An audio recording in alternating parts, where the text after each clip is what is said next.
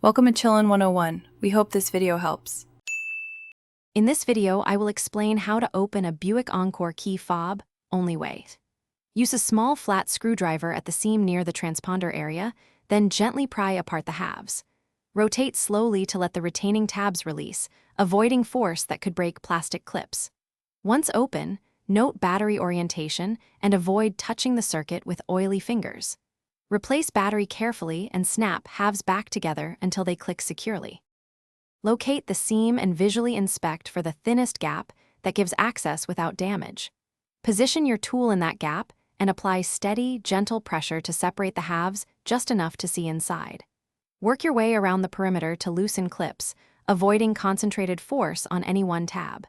Keeping the tool shallow reduces risk to the PCB and buttons. Once you have consistent separation, you can safely open the fob fully. If you're finding this helpful, please subscribe and like to support more practical tips.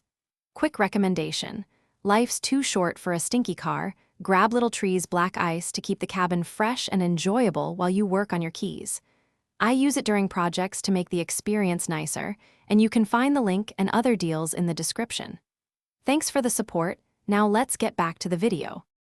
After opening, remove the old coin cell using non-metal tweezers to prevent accidental shorts. Note the battery type and orientation so you install the new one correctly, and press the buttons to confirm function before closing. If buttons feel sticky, clean gently with isopropyl on a cotton swab, avoiding the circuit contacts. Reassemble by aligning tabs and pressing evenly until all clips engage. Test the lock and remote start if available. Thanks for watching.